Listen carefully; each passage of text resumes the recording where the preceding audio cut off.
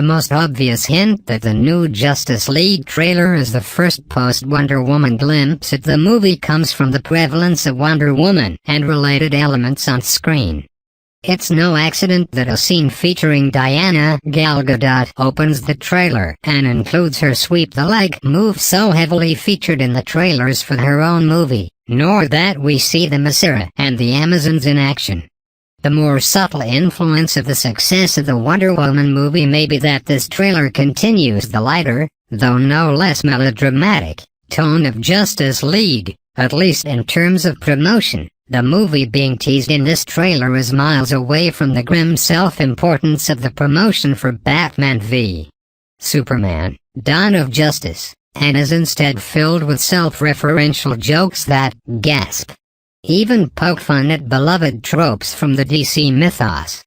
Who, really, expected the Flash, Ezra Miller, to make fun of Batman's patented disappearing act when talking to Commissioner Gordon, J.K. Simmons? Especially after The Dark Knight's appropriately pessimistic not enough? When did Aquaman, Jason Momoa, get so self-aware that the hair shake as he walks away from pummeling a Parademon through a building feels like a nod to the over-the-top nature of the scene? That's actually easy to answer. It was when Momoa was cast, most likely.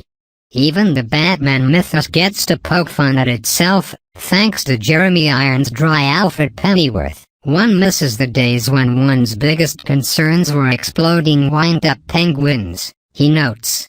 A joke, or laying groundwork for the Penguin to appear in a future Matt Reeves-directed movie? The tone works, and the trailer does a lot of heavy lifting more or less successfully. The basic natures of the Flash, self-conscious, awkward and funny, and Aquaman, a blunt bruiser who's worryingly game for a lost cause, are demonstrated. The villains are almost introduced, or at least, teased. Comic fans will recognize Steppenwolf and the Parademons of Jack Kirby's Fourth World, if nothing else, and the return of Superman is foreshadowed so heavily in the post-credit sequence that it seemed like a letdown that he didn't actually show up on screen.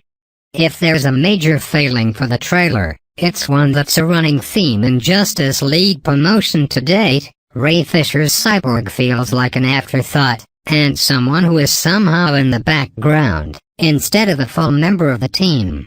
But, given everyone and everything else that's stuffed into the brief running time, that's perhaps understandable, no matter how regrettable. Despite that, the new trailer lived up to its tagline, by ramping up the threat to something appropriately apocalyptic and overwhelming, yet making a point to show the good guys resolute despite the odds, not to mention showing Wonder Woman taking point and leading them into action. Another nod to the character's newfound popularity post-solo movie. It's something that promises what comic books used to eagerly call a superhero slugfest, as overblown and, more important, fun as anyone could hope for. After Wonder Woman proved the appeal of watching heroes take on a situation they couldn't hope to overcome with optimism, conviction and a dedication that lives on the line between righteousness and the suicidal, the new trailer for Justice League pushes the idea that it will offer the same kind of thing, only ramped up to 11. As cool as Steve Trevor was, after all, he wasn't the fastest man alive, nor half robot.